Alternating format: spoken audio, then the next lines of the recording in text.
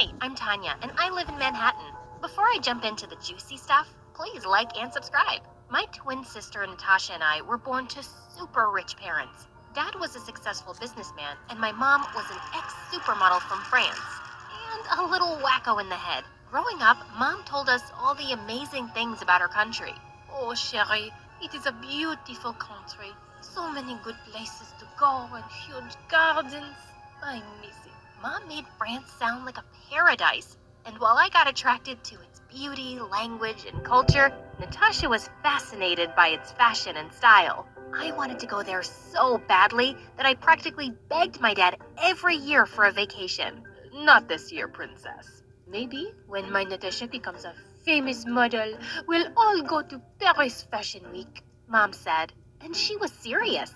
Mom was obsessed with making Natasha a supermodel. She got her to participate in all the baby pageants, and by the time we turned 5, Natasha's face was on every cereal box in the country. She was famous and evil. At school, she walked around like she owned the place, and at home, she was horrible to all the people who worked for us. She flaunted the fact that she was half French, and the worst was when she spoke in her terrible French accent. One time, Natasha caught our maid's son plucking flowers from our garden, and she went crazy. How dare you?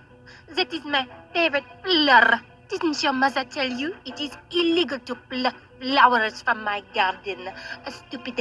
The boy looked confused as hell. What? You're fired, you moron. The poor boy was horrified, and the next day he left with his mother. He was just a kid. Why do you have to be so rude all the time? Why do you have to be so rude? Because I can and because he deserved it. Who knows what else he might have stolen? Don't be such a wuss now. Dad tried his best to be there for me, but he was hardly ever around. He was always flying on business trips and bought us the most expensive gifts. When everyone was asleep, he would secretly slip in an extra gift just for me. This is the author's copy of your favorite book. Enjoy! Thanks, Dad. I love you. Eventually, I got tired of gifts and realized that this was his way of making up for his absence. Years flew by, and finally, we turned 16. Mom and Dad went out and planned the most amazing Sweet 16 party for us. That day at school, I couldn't wait to go home. Dad promised to buy me the latest iPad, and I was over the moon. But as always, he got busy, and I was stuck with the devil duo. While Mom made Natasha try 1,000 dresses, I just sat in the corner with a book and waited for this misery to end. Oh my God, you're such a buzzkill. Can't you behave like a normal teenager for once? You mean normal like you are? No, thank you. It was the best party ever. And when everyone left, Dad introduced us to some of his old friends who ran a successful modeling agency in LA. He had trained some of the most famous supermodels in the world. He came with his son Ryan, who was drop-dead gorgeous, and the most attractive guy I'd ever seen. He had big blue eyes and the body of a demigod. And don't even get me started on the hair. Girls, Ryan will be joining your school from tomorrow, so make sure you show him around. Oh, I could do that, Daddy. No problem. Natasha beamed like she would take a bullet for Ryan. This was the first time she moved her butt to help anyone but herself, so I was genuinely confused. It was only later when I heard her talk to Mom that I understood why she was so excited to help Ryan. He's a dumb boy, but his father can help you get to the top, baby. Make sure he falls for you, mon amour. The next day, the entire school was drooling over Ryan's looks. As if Natasha wasn't high-headed enough, now her popularity went shooting off the roof with Ryan as her arm candy. And Ryan followed her like a lost puppy all the time. Ryan, honey, please get me my salad. Don't forget the toppings. No fat, though. I can't lose my precious figure. Coming right up, princess. He went rushing to give Natasha a fat-loaded burger with a milkshake. No wonder he got it wrong with her pulling off that incredible accent. And that's when I knew that whatever little crush I had on him was long gone, and he was all charm and no brains. The next few days were a blur. Our school musical was coming up, and I was the lead writer, so I was drowning in work from head to toe. During the final week of our rehearsals, the drama teacher came running to me. She looked like she'd seen a ghost. Tanya, can you change the storyline and not have a male lead at all? Our lead actor in the play fell and broke his leg. Holy bananas! There's no way we could do that on such short notice. I was losing my mind over the situation, but just then I saw Ryan walk into the hall. I was passing by when I heard you guys. I can be your lead guy. I have a really good memory, and I can learn the lines in no time. Oh, you're a savior. No problem. I gave him his script and asked him to learn everything. Within 15 minutes, he was all set. That was fast. Are you sure you can do this? I can do it if you're willing to help me. Practice my lines with me, will ya? When he started saying his lines, I stared at him wide-eyed. It was like I'd written the part for him, and he looked perfect with that face and voice. If you keep staring at me, I'll get awkward. Sorry. Anyway, you keep practicing. I gotta go. I have a class.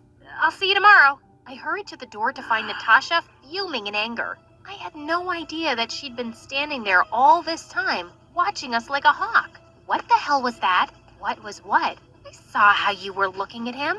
Listen, you nerd. I know you're my sister and all, but don't you dare make a move on Ryan. He's gonna ask me out, and I don't want you, of all people, to ruin this. Just dive into your books and buzz off. Okay, you jealous freak. I wasn't making a move on your boy toy. We were practicing for the school musical. Also, why do you care? You don't even like him. You're only using him so you could reach his dad and become famous. Don't make that face. I know what you and Mom are plotting. Natasha turned red and charged onto me like a raging bull. We broke into a fight, and by the time our teachers broke us apart, she had a massive blue mark smack in the middle of her face. I have a shoot today, you moron! Look what you've done. Get over it. You're great at hiding things, aren't you?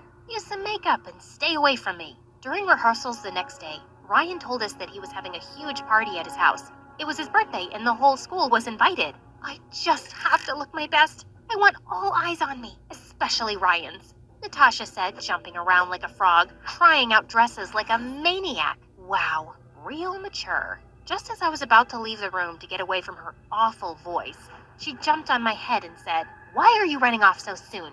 Listen, not that I care, but if you do manage to get your boring butt to the party, you will stay away from Ryan. You get me? I will legit throw you in the barn if you say a word to him. Make all the assumptions in the world you want to. I like my life drama-free."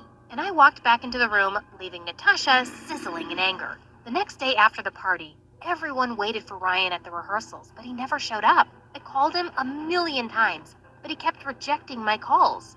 I searched and searched for him and finally found him sitting on the bleachers.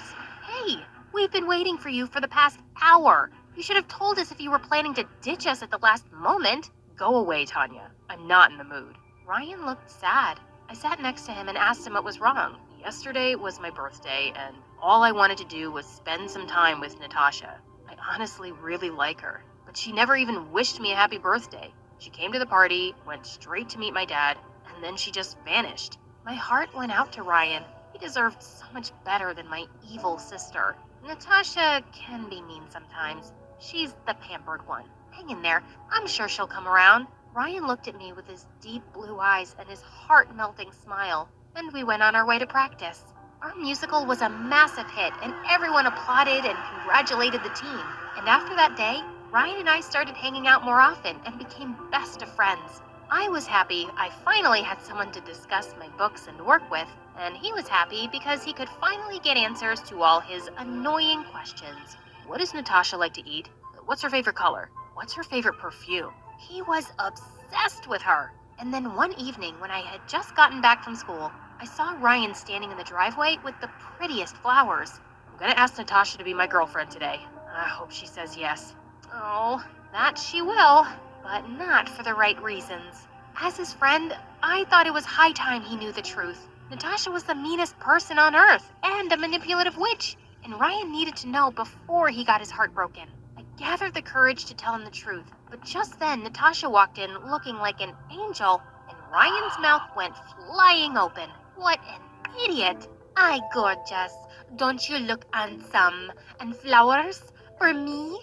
Oh, sweet, you're the best, Ryan." With that, they drove off in Ryan's supercar. They deserved each other. The fake beauty with no brains. After about an hour, as I was about to jump into my bed, I got a frantic call from Mom. "It's your sister. Hurry, come to the hospital." Mom told me that Ryan's car had a terrible accident on their way to the movies, and Natasha had been seriously injured. I rushed to the emergency room, panting and falling, to find her sitting with my parents watching an MSA video. What on earth happened? I was terrified. She doesn't look hurt at all. Oh, but I am. See? I scratched my perfect skin. It'll take days for me to heal from this. Do you know how much makeup will go into hiding this? Also, I scratched my ankle, but I'll just wear new boots, so it's okay. What in the name of Jesus was wrong with this family? Tanya, you should be happy your sister's fine. Ryan's the one who needs help. He slipped into a coma. We've been trying to reach his dad, but he's traveling. And you're telling me this now? I ran to his room and saw his perfect face, scarred with 1,000 scratches. God, it broke my heart to see my best friend in that state. With Ryan in the hospital, Natasha went around flirting with every guy at school. And while I visited the hospital every day, she only came when Ryan's dad was around. One day, just after his dad left, she got up and said, "What an absolute waste of time. My skin is so stressed with all this drama, and look at my hair. I need to hit the salon so badly. Someone needs to kick that French butt of yours. This guy loves you like a maniac, and all you do is ignore him or use him for his connections. You're such a jerk."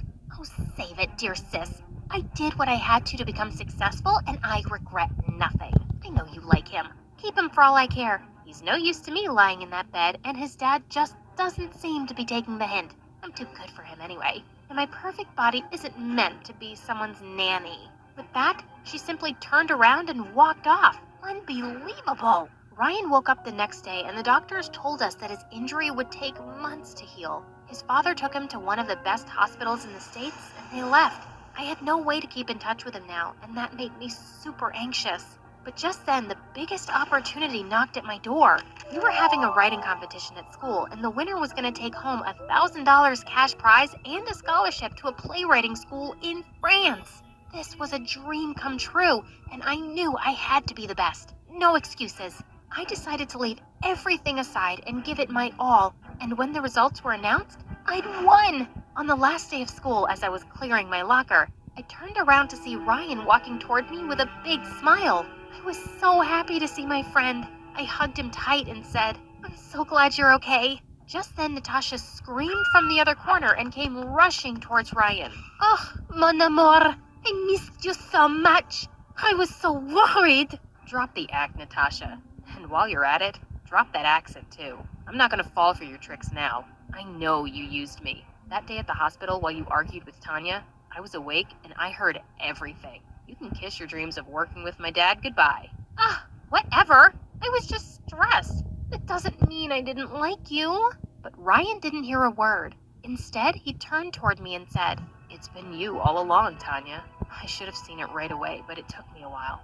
Please tell me it's not too late." I took his hands in mine and said, "Oh, Ryan, I liked you, but you loved Natasha. You only want me now because she treated you like trash. I'm leaving for France tomorrow, but when I'm back, maybe we can go for dinner and talk." Ryan looked at me with love and warmth in his eyes. "I know how you've always wanted to go there. I'm happy for you, and I'll wait for you, Tanya." I hugged Ryan and planted a sweet kiss on his cheek before leaving to follow my dreams and take on new adventures in life. Everything else can wait.